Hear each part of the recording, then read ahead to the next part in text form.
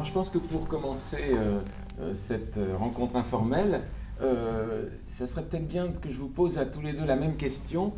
Vous êtes tous les deux ce que Alain Cavalier, qui nous rejoindra dans peu de temps, à l'issue de son film, vous êtes des filmeurs.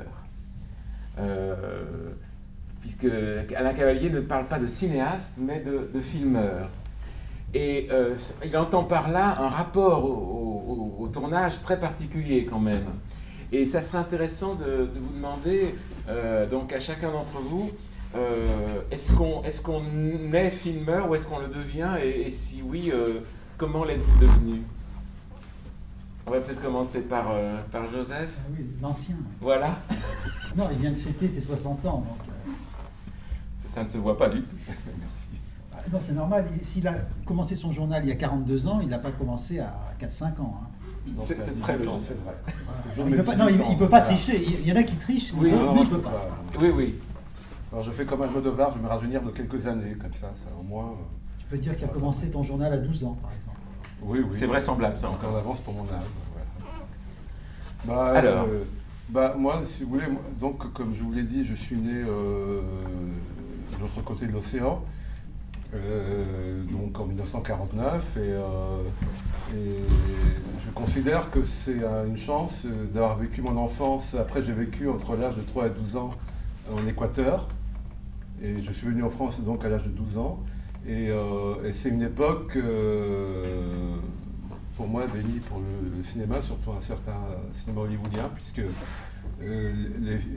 très petit, ma mère m'emmenait voir des films à l'âge de 3 ou 4 ans. Alors, je pense que c'était peut-être pareil en France à l'époque, un enfant de moins de 10 ans qui allait au cinéma, c'était pas très bien vu. Hein, ça se faisait pas, surtout dans un pays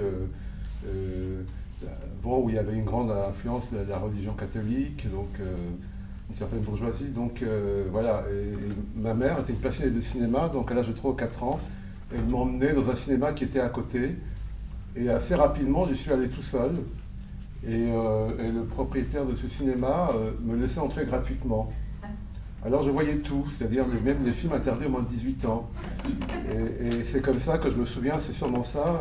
J'ai pris le livre d'ailleurs de Bergala qui a écrit là-dessus.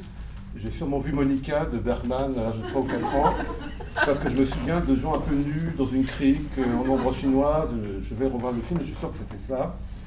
Je me souviens de certaines dames qui dansaient le French Cancan dans un théâtre, je pense que c'était French Cancan de Renoir. Je me souviens d'un monsieur qui jouait au tennis sur une plage, c'était sûrement les vacances de Monsieur Hulot. Donc voilà, je voyais tout comme ça, sans aucune discrimination. Alors, moi, aussi loin que je me souvienne, je n'ai pas voulu être, comme beaucoup de petits garçons de mon âge, pompier, infirme, vétérinaire, enfin tous les métiers que veut faire un petit garçon de cet âge-là. Moi, c'était tout de suite la mise en scène, voilà. C'était clair. Et alors, est-ce que c'est parce que ma mère m'a emmené voir ces films que ce propriétaire de cinéma, qui je dois beaucoup, me laissait entrer gratuitement? Donc je me suis fait, malgré moi, une sorte de cinéphilie très tôt. Et tout de suite, c'était inscrit, je voulais faire des films. Voilà. À l'époque, c'était les gens qui avaient des caméras à domicile étaient beaucoup plus rares. Hein, c'est venu plus tard. C'était plutôt, j'ai des photos. Je n'ai pas été filmé avant l'âge de 15 ans, à ma connaissance. Donc peut-être ce manque d'image de mon enfant et aussi le fait que ma mère, bon, ma famille est juive, donc a été déportée, que je n'ai aucune image de ma mère enfant, fait que je filme peut-être pour remplir ce manque. Alors bon, en tout cas moi je sais que c'était, j'appelle ça une vocation, c'est-à-dire que c'était clair depuis le début. Il y a juste à un moment donné, j'ai hésité entre être acteur ou metteur en scène, voilà. Et puis un jour j'ai vu un film de guerre où Errol Flynn jouait, il pilotait un avion. Et je demandais à ma mère, mais maman, est-ce qu'il faut savoir piloter un avion pour être acteur? Elle m'a dit oui, alors j'ai dit je ne serai pas acteur. Alors voilà, donc ça s'est précisé dans ma tête, et donc c'était clair, je voulais faire de la mise en scène. Donc voilà, c'est venu comme ça. Alors pour ce qui est du journal filmé, c'est autre chose, parce que déjà la question me tarabustait, j'étais un petit garçon torturé, je pense qu'en fait tous les petits garçons sont torturés. Et voilà, comme toutes les petites filles aussi. Hein. C'est-à-dire que c'est vraiment, ceci dit, j'ai un très bon souvenir de cette période. Et je me demandais déjà, est-ce que je ferais des films qui racontent ma vie ou qui ne racontent pas ma vie? Et je me souviens très bien, j'étais dans le bus pour aller à l'école, vers l'âge de 11 ans, je me posais très sérieusement la question. Et en fait, je n'ai eu qu'une sorte de réponse qu'il y a très peu de temps. Je pense que c'est un peu entre les deux. C'est-à-dire que c'est une histoire de la fiction, du documentaire, du faux, du vrai, parce que, bon, évidemment, j'ai continué à avoir des films qui étaient essentiellement des films hollywoodiens, parce qu'on ne voyait quasiment que ça à l'époque. Mais ceci dit, il y avait aussi quelques films français, qui n'étaient pas tous des chefs-d'œuvre. Il y en a un qui m'a beaucoup marqué, c'est Nana de Christian Jacques, avec Martine Carole, parce qu'il y a une séquence où Martine Carole descend un grand escalier avec une robe rouge à la fin qui m'a beaucoup marqué. En fait, c'est la fin du film, où elle meurt. Et plus tard, quand j'ai fait un film qui s'appelle L'Arbre mort, qui est inspiré d'Écrit sur du vent de Douglas Sirk, par le titre. Je trouve que c'est un des plus beaux films de Joseph, d'ailleurs. Merci, bon, c'est un de mes films préférés en tout cas. Et il y a d'autres trois que j'aime bien, bon, ça ne veut pas dire que c'est des grands films. Mais voilà, donc le personnage dans L'Arbre mort porte une robe rouge tout à la fin du film. Alors ce sont ces films-là, j'ai été très influencé par la trilogie des Sissi, avec Romy Schneider. Je dis très sérieusement, c'est-à-dire, voilà, il faudrait que j'analyse ça aussi avec un psychanalyste, peut-être un de ces jours, mais ça m'a beaucoup marqué. Et en même temps, j'allais voir, j'ai vu sans le savoir, évidemment, je ne savais pas que c'était des grands metteurs en scène, bah, j'ai vu Écrit sur du vent, j'ai vu sans doute Le Secret magnifique, j'ai vu Un Américain à Paris de Minelli, Gigi, et je me construisais, comme je n'habitais pas en France, je me construisais une image de la France totalement idéalisée, avec au centre un personnage qui pour moi incarnait la jeune fille française idéale, qui était Leslie Caron. D'ailleurs, il paraît qu'elle a un restaurant à Villeneuve-sur-Yonne. Donc voilà, donc ce sont des personnes comme ça, et comme par exemple Jacques Tati était pour moi le monsieur français typique, et ça m'a beaucoup amusé d'apprendre plus tard qu'il s'appelait en réalité Tati-Chef. Donc voilà, ça m'amusait beaucoup de savoir que le français typique était en réalité un russe. Donc ça a ajouté à ce côté cosmopolite que j'ai toujours aimé en France. Et peu à peu, bon après je voyais aussi des films soviétiques. Je me souviens d'avoir vu La mer de Mark Donskoy, parce que c'était un film en couleur. Je ne sais pas pourquoi il y avait d'un seul coup des films soviétiques alors qu'on était en pleine guerre froide. Peut-être c'était une époque où je sais qu'à ce moment-là, Fidel Castro venait d'arriver, qu'on pensait que l'Équateur serait le nouveau Cuba. Alors peut-être qu'il y avait quelque chose comme ça, je ne sais pas. Il y avait un président qui était un petit peu anti-impérialiste.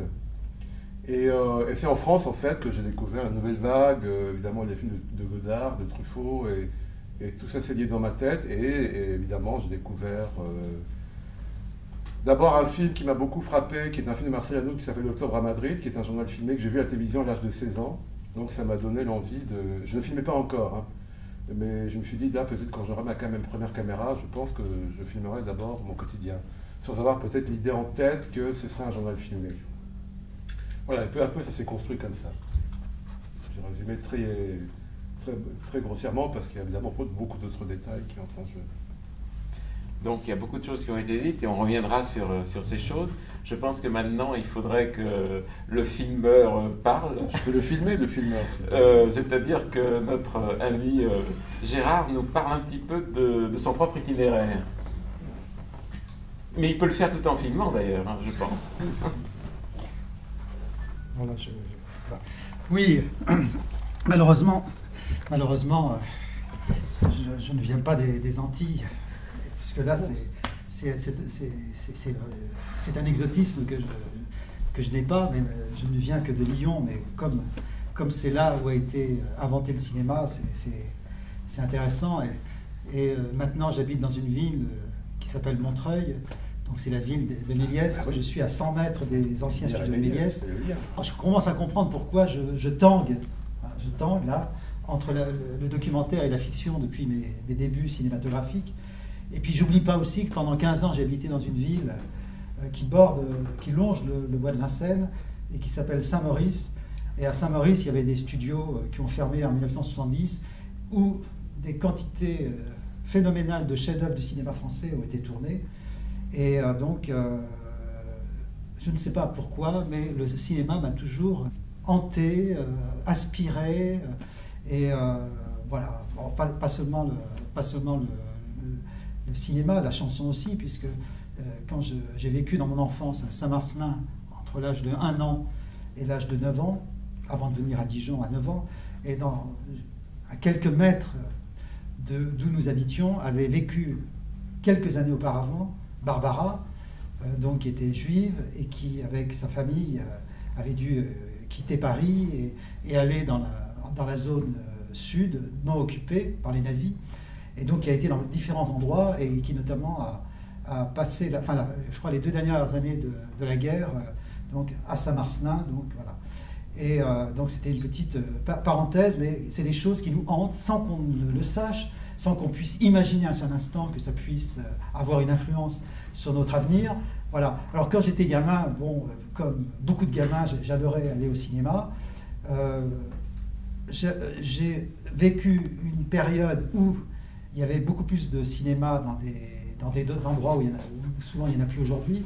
Donc dans une ville comme Saint-Marcelin, qui n'a que 5000 habitants, eh ben, il y avait 3 cinémas. Enfin, il y avait un cinéma, le cinéma normal qui fonctionnait toute la semaine. Puis il y avait un cinéma qui fonctionnait que le week-end. Et puis il y avait un ciné-club qui fonctionnait, je crois, 1 fois par semaine ou 1 fois tous les 15 jours. Voilà. Donc il y avait la possibilité de voir des films, de voir vraiment des films projetés avec le cérémonial du cinéma. Bon, c'est pas comme découvrir des films à la télévision. C'est autre chose. C'est-à-dire, je pense que je n'aurais jamais fait de cinéma de ma vie si j'avais découvert le cinéma, par exemple, à la télévision. J'ai été fasciné, quand j'étais tout gamin, par le cérémonial du cinéma, c'est-à-dire entrer dans un lieu complètement noir. Vous savez, quand vous avez 4-5 ans, c'est assez impressionnant. Et puis si vous voyez un film qui, en plus, est impressionnant, le mélange des deux, ça donne un résultat quand même qui vous secoue pas mal. Voilà. Donc, de fil en aiguille, je suis devenu un amoureux du cinéma, sans imaginer un seul instant que je ferais des films un jour. Et puis petit à petit, donc, ça m'a pris de plus en plus. Et donc, j'habitais à Dijon entre l'âge de 9 ans et l'âge de 24 ans. Et donc, je me souviens d'une chose qui m'amusait beaucoup, c'est que quand j'étais adolescent, enfin quand j'avais 20 ans, tous les gens avec qui je me retrouvais à Dijon, on allait dans des cafés, discuter, et tous me disaient, c'est vraiment, il se passe rien à Dijon, c'est pas intéressant de rester à Dijon, faut aller à Paris.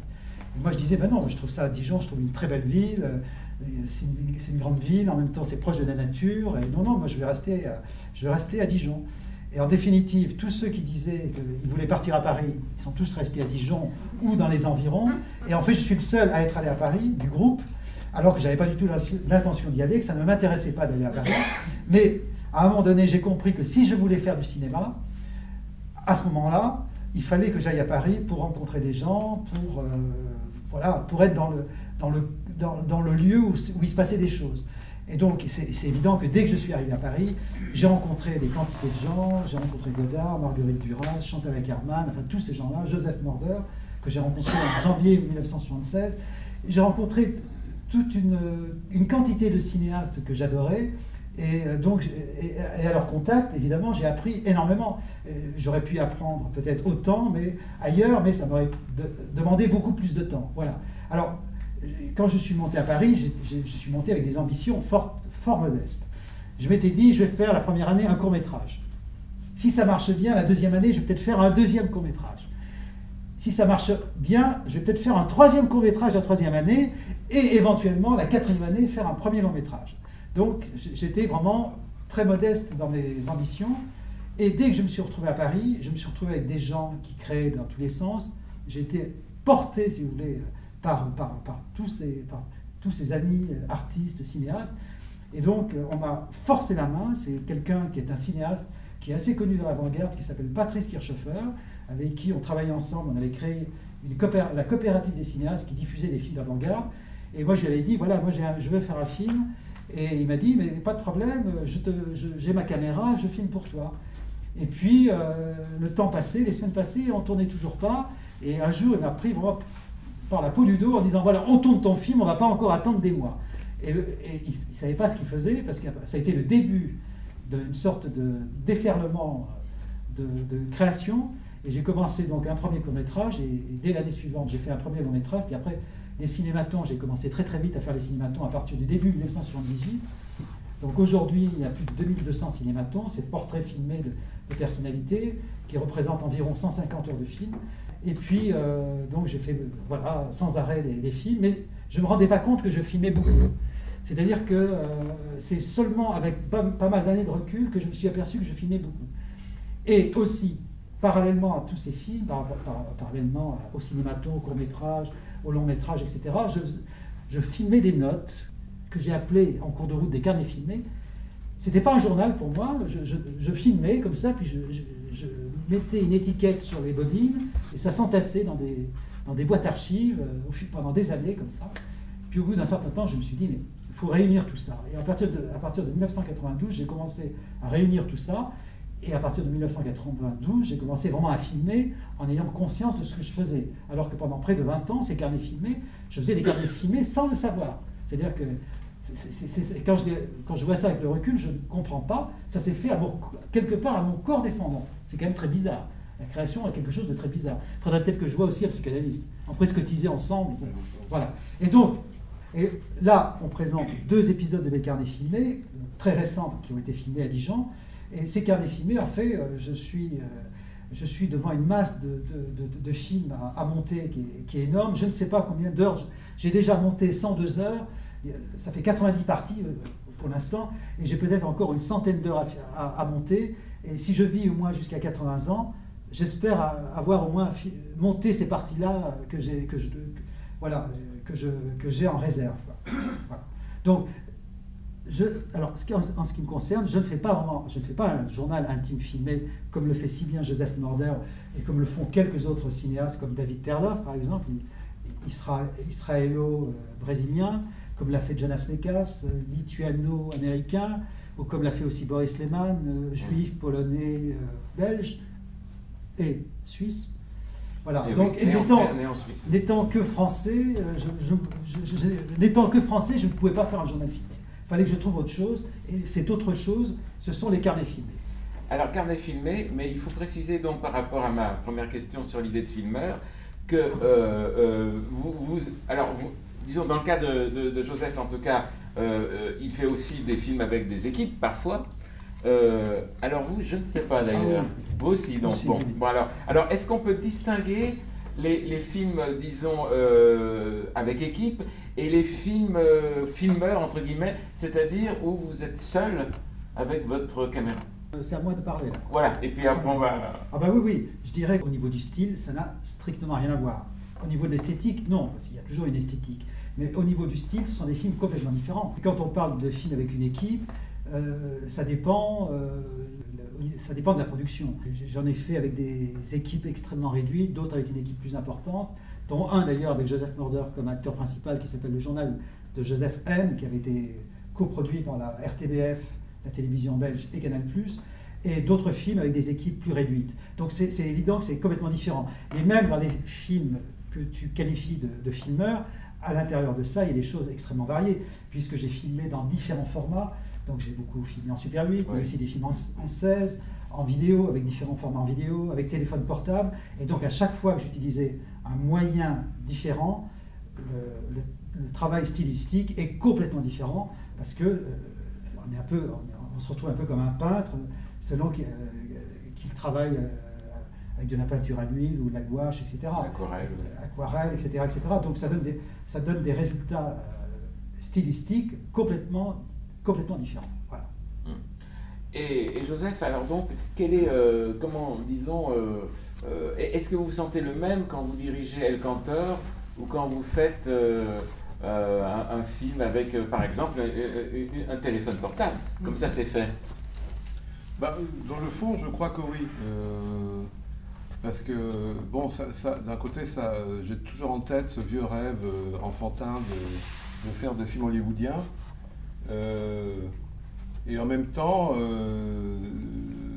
entre 2 films faits avec des équipes, un certain budget, comme c'était El Cantor, de faire un film effectivement tout seul, comme celui avec le téléphone portable qui était projeté ici l'an dernier, j'aimerais partager le printemps avec quelqu'un. Pour moi, ce sont deux manières de faire de la mise en scène. C'est-à-dire que aussi bien un film que j'ai fait avec une équipe de 30 personnes qu'un film que je fais tout seul, ça relève de la même intention. Maintenant, évidemment, les conditions économiques ne sont pas les mêmes. Mais à l'arrivée, le résultat, c'est la même chose, puisque tous mes films, quels qu'ils soient, je les fais dans un seul but, c'est qu'ils soient projetés dans une salle, sur un grand écran, devant un public. Et bon, les circonstances ont fait que je fais effectivement ce journal. Enfin, je faisais ce journal, mais je ne pensais pas qu'on en parlerait autant, parce que ça devait... Normalement, c'est un journal intime, mais il est toujours Je tiens à préciser en passant que pour ceux qui ont vu le lignage américain, il faut se poser la question de savoir si c'est vrai ou pas. Enfin, bon, peut-être vous l'avez déjà posé, voilà. Peut-être que j'ai déjà élaboré quelque chose. Il paraît qu'il y a une séquence qui n'est pas, entre guillemets, vraie. Ah, rien n'est vrai. Oui, non, mais ça, bien sûr, mais... Oui, oui. Enfin bon, dans les catégories classiques, on va dire. Oui.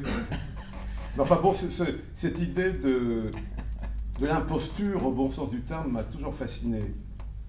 D'où ma question amère, est-ce qu'il faut savoir piloter un avion pour être comédien? Et de même que quand j'étais tout petit, je pensais vraiment que les films se faisaient en 1h30. Alors je voyais très bien que il y avait des films qui étaient des sagas où les gens vieillissaient de 20 ans en 1 heure. Non, pour moi c'était clair, c'était fait en 1h30. Vous savez, peut-être la notion du temps pour un petit enfant n'est pas la même que pour un adulte, je ne sais pas. Alors j'étais particulièrement naze, enfin, je sais pas. Non, mais toi, c'est intéressant parce que tu te posais la question de ça. Moi, je ne me posais pas la question Ah, si, en me si, disant je me posais la question. un film est tourné en tant de jours, tant de semaines. Lui, c'est intéressant, il se posait la question. Non, c'est au moment où ma mère m'a dit non, il faut plusieurs semaines, ça c'est pas dans l'ordre, quand je me suis dit, ah, maintenant pour arriver à provoquer des sentiments réels, il faut utiliser tellement d'artifices. C'est là où ça a été le déclic pour moi, c'est là où est né le désir de faire du cinéma, c'est-à-dire en fait, j'aime pas ce terme, c'est le terme d'être artiste, c'est-à-dire de provoquer des sentiments réels avec des éléments tout à fait artificiels. Enfin bon, un pinceau pour la peinture, un stylo pour un livre, une partition pour la musique, etc. Alors, moi j'aime alterner les deux, tout en ayant dans le fond ce vieux rêve hollywoodien. Ce qui me plaît aujourd'hui, c'est de passer de l'un à l'autre. Parce que l'un sert l'autre. Par exemple, quand j'ai tourné El Cantor, qui était mon premier film en 35 mm, donc ça rejoignait encore une fois le vieux rêve, et je me posais la question, est-ce que j'en serais capable? Parce que c'est beau d'en rêver, mais est-ce qu'on peut y arriver? Et surtout que je m'étais imposé quelque chose de très rigide, c'est-à-dire que je m'étais imposé un film entièrement en plan fixe. À part un autre travelling qui était un hommage aussi à Ozu, dont les films sont entièrement faits en plan fixe, avec toujours un travelling à un moment donné. Et donc avec non seulement un découpage, mais carrément un storyboard, enfin les trucs le plus vraiment bien fermé qui soit. Eh bien je me suis aperçu que c'était la même chose pour moi, parce que j'ai eu la chance d'avoir une équipe qui était, et en particulier une directrice de la photographie qui me comprenait, c'est pour ça qu'on s'était choisi aussi. Et donc je me suis rendu compte qu'on pouvait arriver à faire un film en 35 avec le même plaisir, ce que j'appelle d'ailleurs l'école du Super 8. On peut faire un film en 35 avec le même plaisir, la même légèreté qu'un film en Super 8 qu'on fait tout seul. Bon, ça c'est une question presque mentale aussi, une façon d'être à l'aise avec une équipe qu'on a choisie. Ça c'est important aussi. Et donc voilà, donc pour moi, en étant des films tout à fait différents, ils sont du même topo, quoi. Pour moi, à part la différence évidemment économique, la différence de moyens, elle n'existe pas. Pour moi, jusqu'à ce jour. Ce qui vous différencie peut-être, c'est le rapport au sonore. Je pense que, par exemple, le fait que les cinématons soient dans le dispositif muet, vraiment, c'est une contrainte assumée, alors que, par exemple, chez Joseph Manvert, la parole, qui n'est pas comme chez Alain Cavalier une parole du tournage, mais une parole de l'après-coup sur une image projetée et qu'on commente finalement avec un écart temporel. Donc, qu'est-ce que ça veut dire tout ça? En ce qui me concerne, je suis vraiment un cinéaste du muet. Bon, bien que j'ai fait beaucoup de films sonores, beaucoup de films où il y a même un gros travail sur le son, où je travaille beaucoup avec Elisa Point, j'ai fait plus de 40 films avec elle, qui est une musicienne que j'apprécie beaucoup, et chanteuse, parce qu'il y a beaucoup de chansons, des films avec des chansons. Même si ce sont des films où il y a un gros travail sur le son, il y a toujours quelque part du muet, de l'époque du muet. Et je ne peux pas m'en séparer, c'est en moi. Et même des films très sonores, ils ont une part de muet en eux et qui leur colle à la peau. Et alors que, par exemple, le cinéma de Joseph, il y a le travail sur, par exemple, la voix off, par exemple. Et, moi, j'ai fait 2-3 films avec de la voix off, et c'est pas des bons films. Et même quelque part, par exemple, j'avais choisi enfin pour un film, c'était un texte de Stanislas Rodansky, pour un film qui s'appelle Un sanglant symbole. Et ben quand je vois le film avec beaucoup de recul, je ne suis pas satisfait, parce que c'est pas vraiment mon truc. Alors que Joseph, lui, c'est quelque chose, il y a quelque chose de naturel en lui, c'est-à-dire qu'il, même si par exemple à un moment donné, il peut mal dire un mot, mal dire une phrase, c'est pas grave, ça marche. Il y a comme une magie comme ça, enfin je dirais une cuisine magique qui fonctionne. Et bon, n'importe comment, tu as un rapport à la littérature qui n'est pas du tout comme le mien, parce que toi, dès ton plus jeune âge, tu écrivais déjà des romans. Et puis tu t'intéressais beaucoup à la littérature. Oui, c'est-à-dire que quand j'étais petit, c'est vrai qu'en dehors du désir d'être acteur ou metteur en scène, il y avait une troisième constante, c'est vrai, j'ai oublié, c'est l'écriture. Aussi, à un moment donné, je me suis demandé si je n'écrivais pas, mais bon, je pense que je ne suis pas aussi doué pour écrire, pour essayer des trucs. Par contre, comme j'étais un enfant très renfermé, je m'exprimais par l'écriture, donc assez tôt, dès que j'ai su écrire, lire et écrire, j'ai commencé à écrire des histoires. Et qui sont en réalité presque des... D'ailleurs, j'ai commencé à les adapter en film parce qu'ils sont tous inspirés par les radioromans. À l'époque, au milieu, à la fin des années 50, en Équateur, la télévision n'existait pas encore. Elle est arrivée au début des années 60. Donc j'écoutais la radio. C'est un peu comme les personnages du roman de Vargas-Llosa, la tante... un roman qui parle justement de cet univers des radioromans, qui en Amérique du Sud évidemment sont très importants, dont le relais a été pris par les telenovelas, vous connaissez sans doute tous, les telenovelas brésiliennes, mexicaines, etc. Et j'écoutais ça quand je rentrais de l'école, donc ce sont des histoires très codées, entrecoupées coupées par la publicité, puisque c'est surtout diffusé sur des chaînes privées.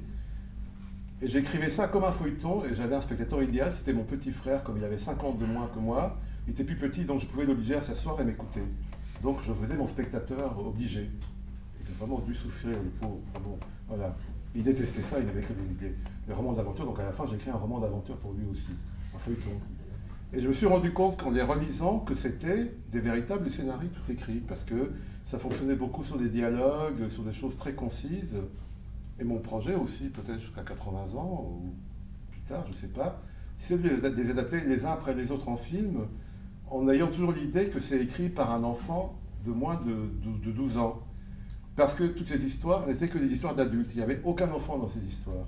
Donc c'était étrange que moi, en tant qu'enfant, je décrivais un monde d'adultes dont je ne faisais pas partie.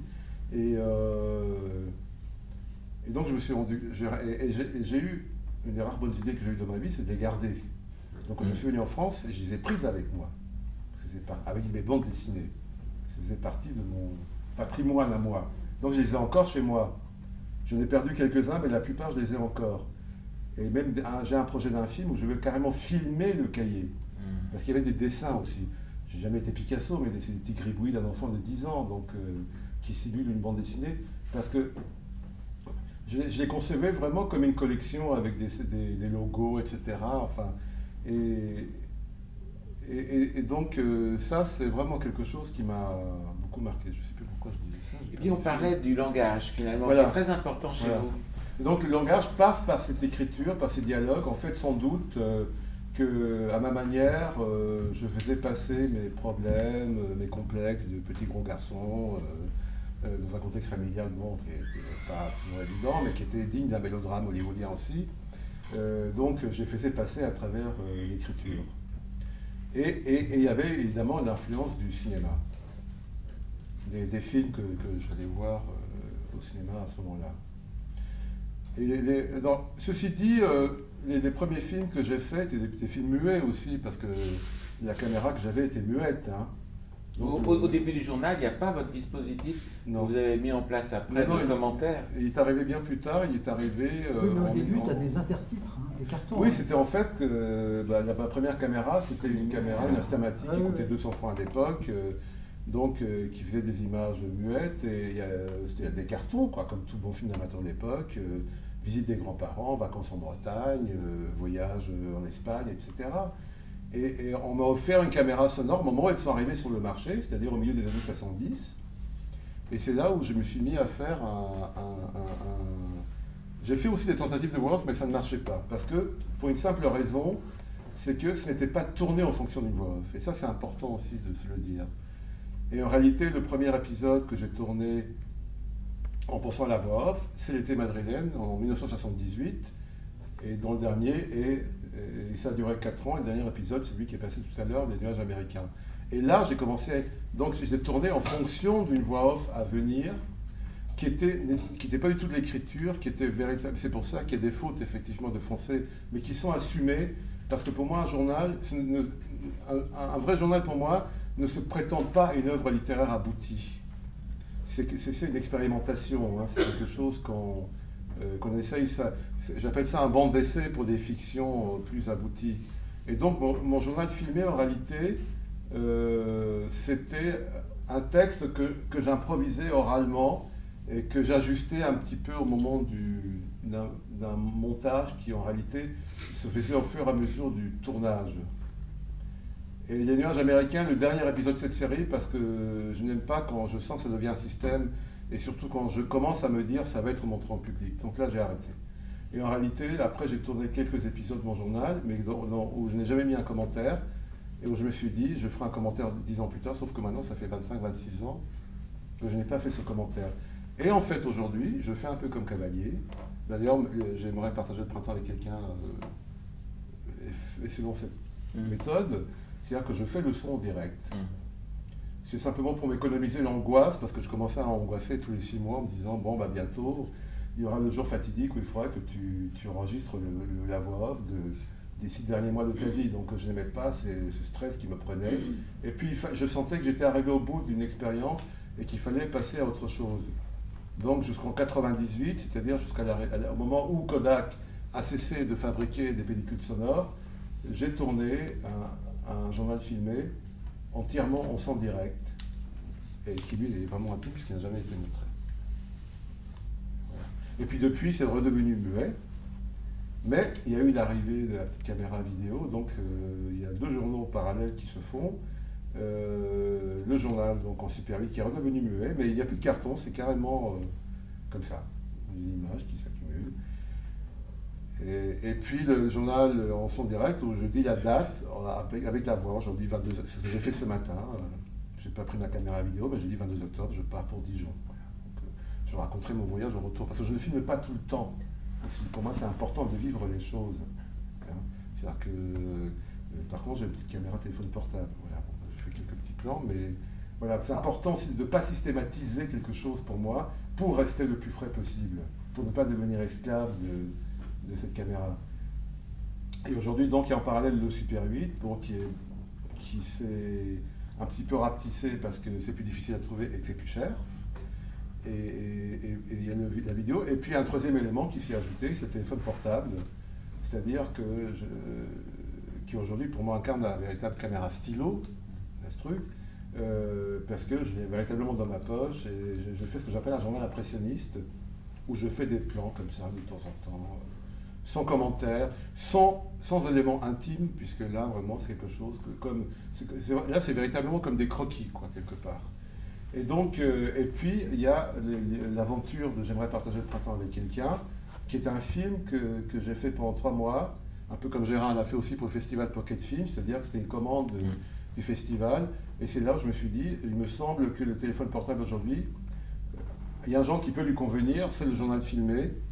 Et donc je l'ai tourné comme ça, avec un comédien, avec qui je me suis inventé une histoire, un petit peu comme Les Nuages américains, dans le fond. Et on le sait au générique de fin quand on voit le film. Voilà, c'est ça, si on regarde le générique de fin, on le sait. Et puis bon, voilà, je continue, c'est ça, recherche là. Ça vient aussi beaucoup, évidemment, d'un autre film qui m'a beaucoup marqué à l'époque, qui est Le journal de David Holzman de Jim McBride. Où, pour ceux d'entre vous qui l'ont vu, qui ont entendu parler, c'est l'histoire d'un type qui filme en 16 mm, c'est un film de la fin des années 60, et c'est un film qui est construit comme un vrai journal. Le type filme sa petite amie qui a tellement marqué le quitte, il emmerde tout le monde, et à la fin il se fait voler son matériel, et pour finir, parce qu'il faut qu'il finisse son film, à l'époque il y avait il y a toujours les photomatons, Et il n'y avait pas encore la vidéo, enfin, il y avait des petits disques, on pouvait enregistrer sa voix, et il enregistre ce disque en se faisant photographier avec un photomaton en disant voilà, je finis le film avec ce matériel parce que j'ai plus la caméra, on me l'a volé. Et moi j'y croyais, vraiment, j'ai regardé le film, je suis persuadé que c'est vraiment lui, et un générique qui apparaît en disant un tel dans le rôle de David Holzman. Et là je jubilais, je me souviens que c'était une salle qui était rue Saint-Denis à Paris, et j'ai dansé sur le trottoir en disant c'est génial, je me suis fait avoir. Parce que pour moi, le plaisir du cinéma, c'est se faire avoir. Et c'est là commencé à germer en moi l'envie de faire un faux journal. Parce qu'en réalité, je pense que si j'ai commencé à faire un journal filmé intime, c'est pour un jour faire un faux. Et j'ai fait quelques faux. Qui se sont mélangés au vrai. Parce que l'enjeu, c'était de les mélanger au vrai. Et que l'on ne les distingue pas des vrais. Et je partage le printemps. L'aventure, c'est qu'il est sorti en salle, donc beaucoup de spectateurs ont cru que c'était vrai, ce qui pour moi me faisait très plaisir, évidemment, à tel point que même le générique ne remarquait pas que, dans le film, il y a un de ces personnages de jeune homme avec qui je m'invente une histoire amoureuse qui s'appelle Sacha, en réalité, s'appelle Stanislav Dorochenkov. Bon, c'est vrai que Stanislav peut être proche de Sacha, mais Sacha, bon, si on connaît le russe, ou si on est un petit peu au courant, on sait que Sacha, c'est diminutif d'Alexandre, donc voilà. Mais bon, c'est-à-dire qu'il y a des gens qui ne voulaient pas voir quelque part que c'était un faux, et tant mieux aussi, moi ça ne me dérange pas. Hein. Parce que l'important c'est vraiment, pour moi ça voulait dire que ça avait fonctionné.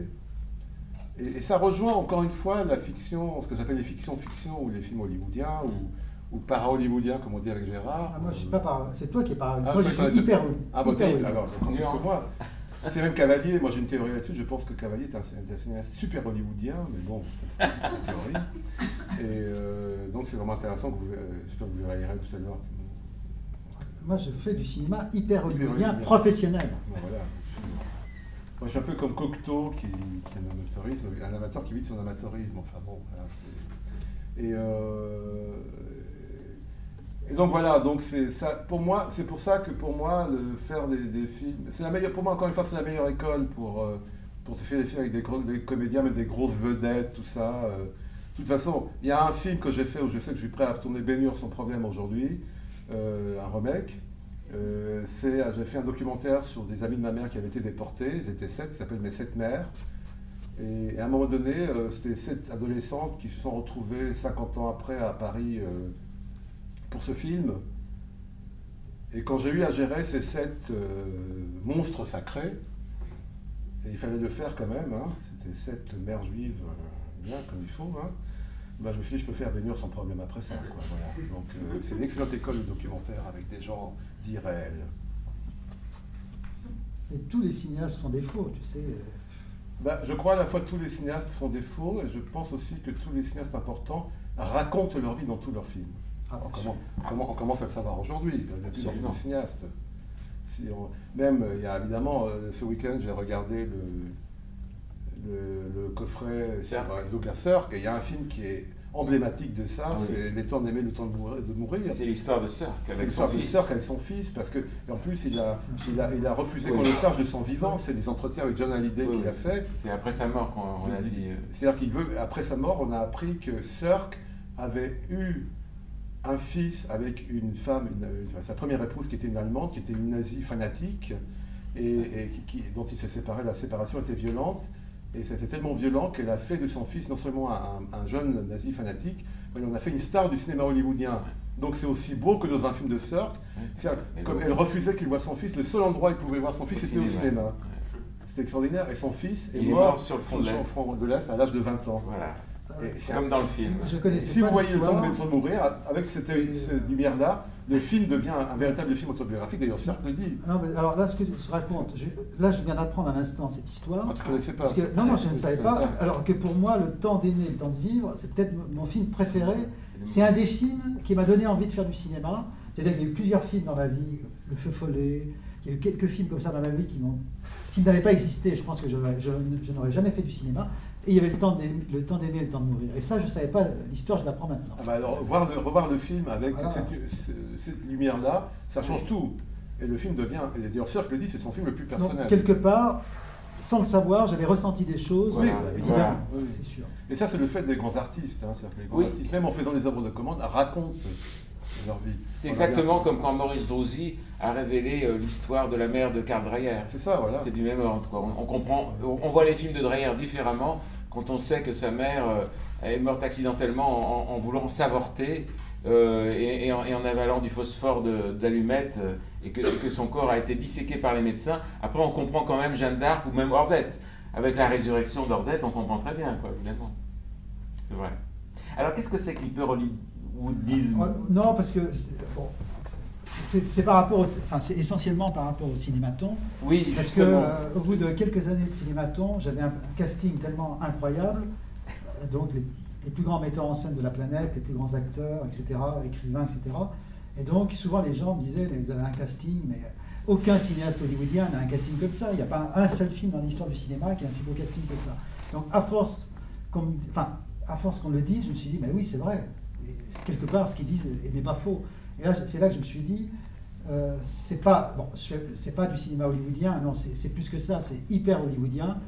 Et puis là, c'était un petit clin d'œil à Andy Warhol. J'avais rajouté professionnel, parce que Andy Warhol, c'est le grand artiste qu'on connaît, mais chaque fois qu'il a fait des films, il a toujours dit, comme Cocteau, qu'il était un amateur. Alors par provocation, pour en rajouter, donc j'avais dit, alors j'avais un projet de livre qui s'appelait « Comment devenir un cinéaste hyper hollywoodien professionnel » où je donnais toutes mes recettes. Voilà. C'est intéressant parce que ce que vous expliquez, c'est finalement votre fascination pour l'idée. Parce que d'ailleurs, c'est pas innocent que vous ayez parlé de Andy Warhol. Je me demande si ce qui vous caractérise avant tout, justement, c'est pas cette idée du conceptuel, puisque finalement, par exemple, les cinématons, c'est un dispositif, on va dire. Et est-ce qu'on pourrait pas, à la limite, plutôt, s'il fallait vous ranger dans une case, ce qui est toujours compliqué hein, quand on parle de quelqu'un de vivant, mais de ranger plutôt la case art contemporain plus que cinéma. Qu'est-ce qu'on pourrait dire? Oui, non, je dirais que la particularité de mon travail, c'est que c'est à la fois du cinéma, mais ça relève à la fois de l'art contemporain, c'est sûr. Et souvent aussi, les critiques ont dit que c'était un cinéma très musical. Donc, quelque part, je pense que quand j'étais enfant, j'aurais voulu faire de la musique, mais les hasards et les circonstances ont fait que j'en ai pas fait, pour une raison toute simple et toute bête peut-être, c'est que mon père m'avait proposé d'apprendre à jouer de l'accordéon. Et donc pour moi, à l'époque, ne connaissant pas bien la musique, pour moi l'accordéon c'était le musette, ce qui était vrai en partie, mais pas seulement. Et donc j'ai dit non, ça m'intéresse pas. Et quand j'en ai parlé donc, avec des musiciens qui jouent de l'accordéon, ils m'ont dit « Ah, quelle erreur, parce qu'avec l'accordéon, on fait de toutes les musiques possibles et imaginables. » Mais moi, je ne savais pas. Et donc, si mon père m'avait proposé un autre instrument, peut-être que je me serais lancé dans un autre instrument, peut-être que je serais devenu musicien, j'en sais rien. Pas cinéaste. Mais le fait que je sois un cinéaste très musical, Ouais. c'est quelque chose une passion rentrée de musicien quelque part, sans doute. J'essaie d'analyser ça avec du recul. Mais tant mieux, en même temps, de faire, disons, une sorte de cinéma un peu total. C'est ce qui m'intéressait quand je me suis lancé comme ça dans la carrière cinématographique, c'était de faire un cinéma total, c'est-à-dire quelque chose qui englobe tous les arts. Et donc, ça a été toujours un objectif que j'ai eu et que maintenant que j'ai plus, parce que c'est en moi, quoi. Et voilà, donc c'était quelque chose qui déborde complètement du cinéma, mais en même temps qu'il soit complètement du cinéma, parce que c'est ce que je disais tout à l'heure à mon intervieweur de Radio Campus, c'est que non, c'était pas Radio Campus, c'était toi, je crois, oui, pour le petit film, voilà. Je disais que chaque fois que je fais un film, que ça soit un film d'1 minute, parce que je crois que mon film le plus court, c'est un film avec Parajanov qui dure 1 minute, ou mon film le plus long, qui sont les cinématons, qui durent 150 heures maintenant. Il y a un cinéaste auquel je pense toujours. Bon, il y en a où je pense que dans certains films, il y a certains films, j'ai pensé à Godard, à Jacques Tourneur, je ne sais pas, ou à Douglas Sirk. Mais il y a un cinéaste, enfin 2 cinéastes, auxquels je pense au moins quelques instants, même dans un film très court, c'est Louis et Auguste Lumière. Et donc, mais ça, j'y peux rien, hein, voilà, c'est comme ça. Et quand les cinématons, c'est vraiment un hommage. J'ai toujours conçu ça comme ça, c'est un hommage aux frères Lumière, c'est-à-dire quand j'ai fait les cinématons, je voulais faire le dispositif le plus simple qui soit au cinéma, c'est-à-dire poser la caméra sur un pied et filmer une personne. Bon, eux, les frères Lumière faisaient exactement la même chose, sauf qu'ils filmaient un événement ou un paysage ou une rue ou une place, enfin bon, c'était, voilà, donc quelque chose d'extrêmement simple. Voilà. Bon, cela dit, je m'intéresse aussi à Georges Méliès, qui était l'anti-lumière, bon, avec les effets spéciaux, les trucages, etc.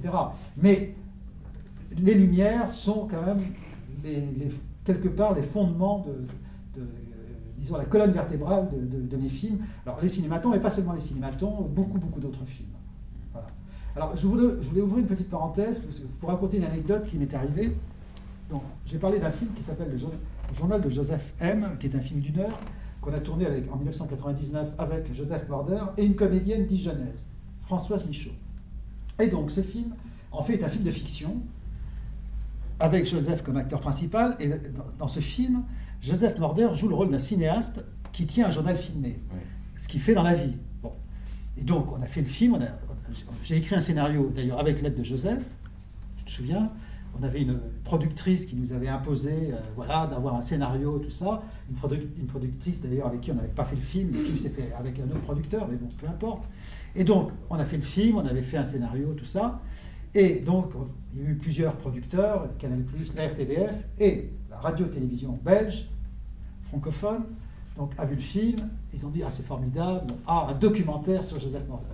Donc on leur a dit « Non, c'est pas un documentaire, tout ça ». Pour eux, c'est un documentaire. Et alors, ils ont poussé la chose très loin. Alors, ils adoraient le film, hein, parce qu'il a été diffusé 9 fois sur la RTBF, dont une fois en prime time, à 21h. Mais la chose la plus incroyable, c'est que chaque fois qu'un personnage apparaît, il y a à peu près une dizaine de personnages dans le film, donc il y a Joseph Morder, Françoise Michaud, il y a Noël Godin, le célèbre lanceur de tarte à la crème, il y a Roland Le Thème, il y a Marat, il y a Marcel Hanoun. Il y a Marcel Hanoun, il y a Marat et Néel Pigeon, oui, oui. Et puis encore 2-3 autres personnes. Quand le personnage apparaît, quand l'acteur apparaît, il y a son nom en dessous. Sur la version, en Belgique, hein, en Belgique. Et c'est incroyable. C'est-à-dire que vous voyez un film de fiction, donc vous voyez Depardieu qui arrive à l'écran, en dessous Gérard Depardieu. Il y a Catherine Deneuve qui entre, en dessous Catherine Deneuve. Et donc le film est passé 9 fois là, sur la télévision belge, avec donc, ce petit sous-titre voilà, du nom de la personne. Je trouve ça merveilleux, parce que on leur a bien dit que c'était un documentaire. Non, une fiction. Non, on n'y croit pas. Pour nous, c'est vraiment un documentaire. Ça veut dire que Joseph a été excellent comme acteur, parce qu'il est un très bon acteur. Non, mais Joseph, enfin, ça on n'en a pas parlé, mais tu as joué dans énormément de films, et c'est une chose que tu aimes beaucoup. Bon, tu joues dans la plupart de tes films, même ceux dans lesquels tu n'as pas un rôle important, tu te réserves toujours un petit rôle. Joseph est quelqu'un qui a un côté acteur en lui qui est très fort, quoi. Donc tu as joué dans beaucoup de films. Et au début, quand tu as commencé à faire du cinéma, tu as souvent joué dans des films même commerciaux avec un petit rôle. C'est la figuration. Oui, mais tout à fait. Au début, ça t'intéressait, quoi. Ce côté-là t'intéressait. Je trouve que pour quelqu'un qui veut travailler avec des comédiens, c'est important de savoir ce que ressentent les comédiens. Oui, mais faut être bon aussi. Parce que si tu es... Oui. Voilà, je situe... Bon, aujourd'hui... Tu n'as pas besoin... C'est-à-dire qu'il faut que tu te mettes à la place à un moment donné, quitte à ne pas être filmé. Enfin, il faut savoir ce que ressent un comédien pour arriver à diriger, à mon avis. Oui, d'accord, mais attends. Donc c'est pour ça que c'est intéressant pour moi de jouer pour d'autres réalisateurs. Oui. Non, mais attends. Au départ, dans le cinéma, il y a peu de metteurs en scène qui se mettaient en scène. Bon, il y avait Chaplin, Buster Keaton, après il y avait Orson Welles, tout ça. Mais en fait, c'était quand même une minorité chez les cinéastes, le nombre de cinéastes qui se mettaient en scène. Et puis après, suite à la nouvelle vague, maintenant, il y a énormément de metteurs en scène qui se mettent en scène dans leur propre film. Alors l'autre jour, j'ai vu un film d'ailleurs que je n'avais jamais vu, qui s'appelle Deux hommes à Manhattan, de Jean-Pierre Melville, qui est un film de 1959. Donc quand je vois un film de Jean-Pierre Melville, la première chose que je fais après, c'est que je saute dans le livre, je plonge dans le livre de Rui Nogueira d'entretien avec Melville, donc où il raconte tous ses films. Alors je vois le film, je suis surpris de voir Jean-Pierre Melville, acteur principal du film. Et ma surprise est encore décuplée quand je m'aperçois qu'il n'est pas bon dans son film. Alors que, par exemple, il est excellent dans le film de Godard, dans Un bout de souffle. Oui. Et d'ailleurs, dans Un bout de souffle, quand Godard l'a fait venir en table de montage, et que le film faisait 2h20, donc il avait demandé à plusieurs personnalités du cinéma, à des amis, et pas seulement, conseil pour couper, parce que le producteur voulait que ça dure 1h30. Et donc, entre parenthèses, Melville, il est venu à la salle de montage, et Godard lui a dit, voilà, qu'est-ce que tu en penses? Et Melville lui a dit, c'est très simple, ton film, il dure 2h20, donc il faut que tu enlèves des séquences entières, et notamment, il lui dit, tu enlèves ma séquence, la séquence fameuse qui se passe à Orly, surtout tu enlèves celle-là. Tous les gens qui sont venus à l'invitation de Godard, ou à l'invitation du producteur, comment il s'appelle, Borgard, tous ont dit, à chaque fois comme ça, vous enlevez telle séquence, telle séquence, telle séquence, et on arrivera à 1h30. Bon. Le génie de Godard, à l'époque, c'est d'avoir fait exactement l'inverse. C'est-à-dire, au lieu de couper des séquences, il a coupé à l'intérieur de chaque séquence, il a créé un montage dynamique, révolutionnaire, etc., etc. Et il a évidemment gardé la séquence avec Melville. Donc je reviens sur Melville, donc je le trouve mauvais dans le film. Alors qu'il n'y a que deux acteurs principaux dans le film, deux acteurs principaux dans le film, c'est Melville et un autre. Donc, alors, je lis l'entretien avec Nogueira, et donc, alors, quand tu lui poses la question de film, il dit, oh là là, c'est une catastrophe ce film-là, et il lui explique pendant plusieurs pages pourquoi c'est une catastrophe. En définitive, il devait faire un autre film, il a passé 2 ans sur l'autre film sans arriver à le monter, et là, il fallait faire un film, il fallait absolument le faire, donc ils font ce film-là, bon, voilà. Et donc, il lui dit, Nogueira lui dit, mais c'est vous qui jouez dans le film. Oh là là, catastrophe. Il reconnaît, je suis très mauvais. C'est une erreur colossale. Parce qu'au départ, mon rôle devait être petit, donc je m'étais donné le rôle. Et en fait, au fil du film, le rôle est devenu beaucoup plus important. Et en fait, donc, il est mauvais. Donc, c'est pour. Là, je reviens donc, sur ce qu'on disait. C'est une chose, c'est bien de dire, voilà, on est metteur en scène aujourd'hui, on peut jouer comme acteur dans ses propres films. Encore faut-il être capable. Et donc l'exemple de Melville, d'ailleurs après, il n'a plus, donc il a évité de se remettre acteur dans ses films. Voilà. Donc c'est facile, je dirais, on fait de la théorie, dire voilà, maintenant un metteur en scène doit être capable de jouer dans ses films. Mais bon, non, je dis, il doit se mettre à la place du comédien. C'est ça, c'est-à-dire que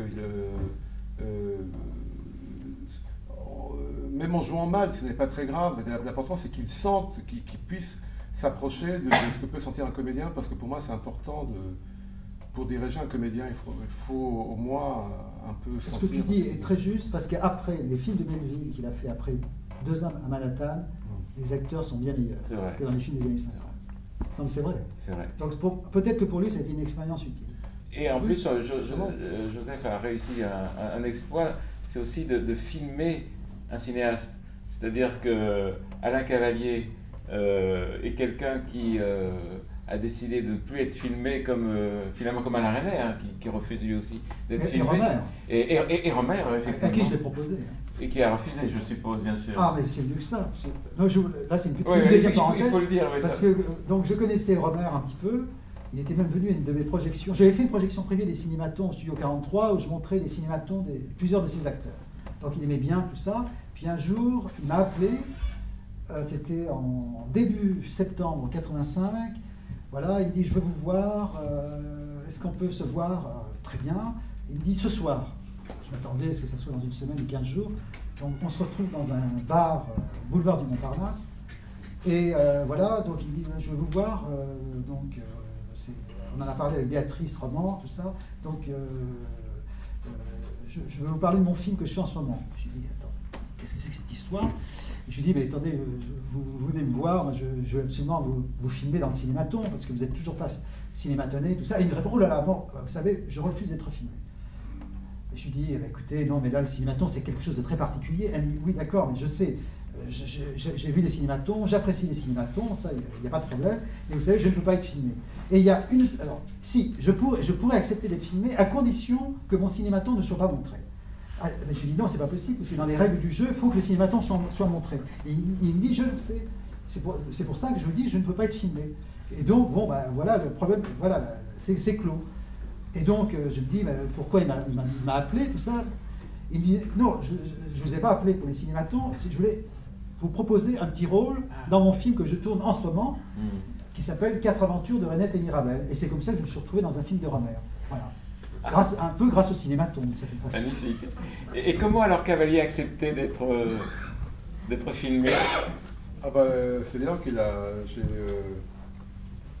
ne l'ai pas filmé, je lui ai adressé une lettre filmée, qu'il n'était pas au courant. C'était une commande d'émission qui s'appelle Court-Circuit, une émission d'Arte qui passe très tard le soir, vers minuit et quelques. Et c'était à l'époque où il devait y avoir la sortie du filmeur, donc c'était en 2005. Et il m'avait proposé de faire une petite lettre filmée à Cavalier où je lui proposais de se rencontrer. Et donc mon film est une lettre que je lui adresse, mais avec des images où on voit Paris, mais on ne voit absolument pas. Et Cavalier a eu la gentillesse, il a bien aimé le film, je crois, et donc en échange, il a fait une réponse où il m'a filmé dans l'appartement où j'habitais à l'époque, qui était un appartement parental, et qui a été diffusé, parce qu'il se trouve que 6 mois plus tard, El Cantor sortait, donc il a été diffusé le jour de la sortie du Cantor. Donc c'était une lettre avec une réponse. Mais lui, il n'est pas physiquement dans le film.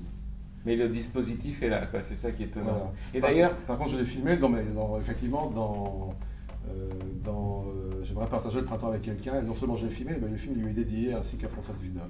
Oui, c'est cette séquence qui m'avait marqué, et je voulais revenir un peu là-dessus, parce que comment il a accepté ce pari qui était un peu contre son principe, en quelque sorte. Parce que c'était un téléphone, ou est-ce que... Oui, ça l'a intrigué, je pense. Enfin, il faudra peut-être lui poser la question tout à l'heure. Oui. Ça l'a intrigué. Il était encore peut-être pas très chaud pour faire un film avec téléphone portable, parce que le festival avait envie qu'il en fasse un. Mais donc c'est dans cette scène où il me rend visite, où je le fais avec ce téléphone, il s'intéresse à cet appareil. Voilà, il y a un petit jeu ludique entre nous. Et en même temps, vous savez, le tournage était tellement léger par la force des choses, puisqu'il y avait ce téléphone et nous deux. Je ne sais pas si on arrive à réaliser vraiment ce qui va se passer après, parce que même moi, c'est-à-dire moi je faisais le film avec le rêve secret qui un jour il sort en salle, et ce qui est effectivement arrivé. Donc c'est un jeu tout à fait innocent, si je peux dire, dans une certaine ignorance mutuelle. De son destin. Et oui, et comme il va falloir conclure, je me demandais s'il n'y avait pas un lien quand même entre vous trois. C'est le rapport à ce qu'on peut appeler l'archive ou la trace ou quelque chose de cet ordre. Parce que Alain Cavalier aussi, vous verrez dans le film tout à l'heure, travaille et négocie cette question de façon très forte. Je trouve la trace, quoi. J'en dis pas plus. Mais vous deux aussi, ça vous passionne, ça? Oui, Joseph Morder, il a créé à partir de 1970 ce qu'il appelle les archives Morlock, qui consiste à filmer... pas tout seul. Oui, avec plusieurs personnes, toutes sortes d'événements, des manifestations du 1er mai, les obsèques, par exemple, de Pierre Auvernay ou de Jean-Paul Sartre, toutes sortes d'événements comme ça qu'il filme depuis 40 ans. Voilà, et puis en ce qui me concerne... Eh bien, pas seulement, oui, dans mes carnets filmés, j'essaie de filmer comme ça des lieux, de les refilmer, et d'aller même refilmer même le même plan 10 ans après ou 20 ans après.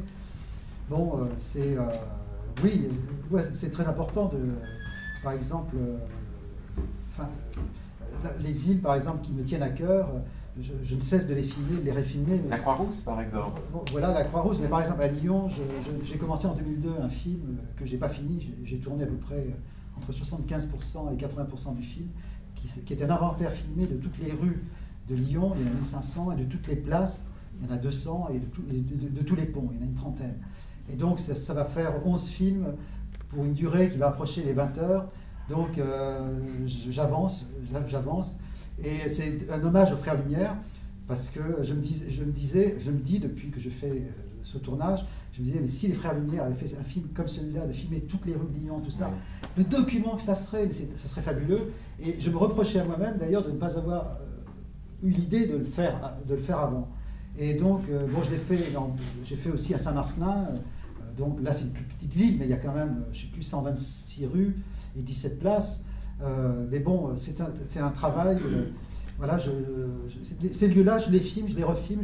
Par exemple, là, je me suis amusé. Il y a une chose qui est très amusante dans les deux films que je présente là. Il y a deux. Bon, Promenade dans les lieux de mon enfance dijonnaise. C'est un plan séquence qui dure plus d'1 heure. De piéton. Voilà, mais ça commence par le passage souterrain de la gare, et il y a exactement le même plan fait pour Burgundia, fait avec un téléphone portable. Là, c'est avec un autre outil, mais ça m'intéresse de refilmer certains endroits et et souvent même de les refilmer de la même façon. Et le reproche que je me fais, c'est de ne pas assez filmer ces lieux. Et par exemple, à Saint-Marcelin, quand j'ai fait cet inventaire filmé des rues de Saint-Marcelin, le film s'appelle À travers l'univers, et je l'ai tourné en 2004-2005, et je me suis aperçu, mais si j'avais tourné ça 20 ans avant, mais qu'est-ce que ça serait un document extraordinaire. Et bon, souvent, chaque fois que je vais à Saint-Marcelin, je filme des choses, tout ça, mais je ne filme pas assez. C'est-à-dire qu'on croit qu'on filme beaucoup, mais en fait, on ne filme pas assez. C'est le reproche que je me fais à moi-même. Il y a plein de choses, je me dis, c'est quel dommage de ne pas avoir filmé ça. Et, oui. Voilà. Et vous, l'idée de trace, alors, est-ce que c'est un peu comme chez Chantal Akerman, une façon de mettre un peu de plein sur du vide, quoi, si on peut dire? Je pense que oui, parce que j'ai les mêmes origines que Chantal Akerman, les Juifs d'Europe de l'Est. Et comme je l'ai dit tout à l'heure, maintenant, je ne sais pas si c'est ça, hein, mais je crois que je me suis posé la question, pourquoi est-ce que je filme autant quand même, hein? Je ne le fais pas pour le plaisir de faire de la quantité. Et je pense effectivement que c'est pour... c'est le titre d'un très beau travail de Christian Boltanski, faire des images manquantes. C'est-à-dire d'avoir des images, reconstituer des images qui ont disparu, qui sont celles des membres de ma famille avant la guerre, de ma mère enfant. Je n'ai aucune image de ma grand-mère maternelle. Donc c'est comme si je voulais vraiment refaire le puzzle de casse-tête de ces images qui n'existent plus. Et c'est ce que Chantal Akerman d'ailleurs s'appelle le cinéma mineur aussi, je crois, par rapport à Kafka. Et aussi, je pense à un autre cinéaste qui est dans la lignée des Lumières, qui pour moi est très important, et et je me dis maintenant, il a filmé ces endroits à l'époque où y ont vécu mes arrière-grands-parents, mes grands-parents, etc. C'est quelqu'un qui s'appelle Albert Kahn, qui c'est un des rares banquiers. Les archives du XXe siècle. Qui était un banquier philanthrope et idéaliste avant la guerre de 14, qui a fondé les archives du XXe siècle, c'est-à-dire qu'il avait une idée utopique qui pour moi est toujours très actuelle. Il se disait, si les gens connaissaient la culture des autres, il n'y aurait pas de guerre. Et il a envoyé, un peu comme les Frères Lumière, des reporters dans le monde entier pour filmer toutes les cultures existantes. Et on a des documents extraordinaires, uniques pour certains, justement en Chine, sûrement en Europe de l'Est à l'époque, dans les communautés juives, ou en Afrique, en Amérique. Et ces images en plus sont sublimes.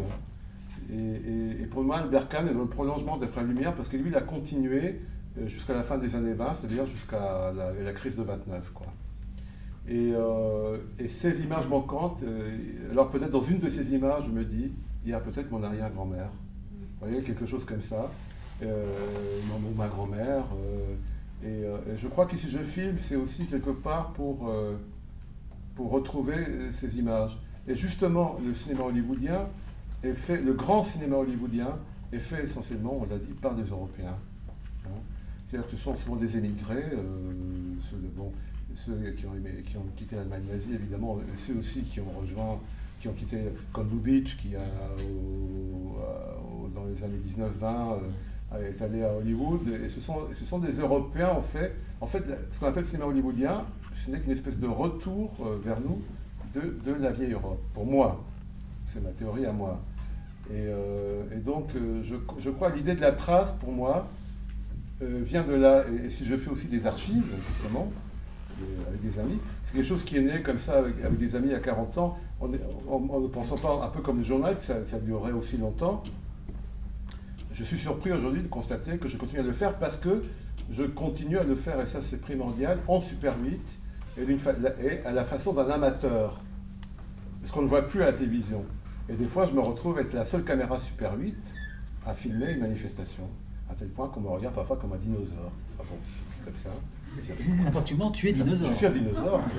Et maintenant, vous allez voir... Non, mais attendez, oui, Joseph Bonder a réalisé 850 oui, mais films, bon, donc c'est un dinosaure. Attends, Raoul Walsh a fait 700 films, non, Raoul Walsh en a fait moins. C'est pas le nombre qui compte, de toute façon, pour moi, c'est le désir. En tout cas, quoi qu'il en soit, vous avez remarqué que les cinéphiles sont des gens bavards. Bon, on ne va pas laisser la parole, ce sont... Et oui, ils vont maintenant voir un film, en tout cas, où je pense va résonner en eux une expression que vous avez prononcée, qui est l'image manquante. Je crois que l'image manquante, c'est quelque chose qui travaille très fort le film que vous allez voir. Et je pense qu'Alain Cavalier va vous en parler dans 1h20, je ne sais pas, 1h25. Deux grands cinéastes de l'autobiographie, Charlie Chaplin et Buster Keaton. Et je crois que le travail breton, ce qui s'appelle en fait la maison manquante. Enfin bon, c'est la même chose. Mais vous verrez. Donc merci en tout cas à Joseph Murder et à Gérard Corr. Merci.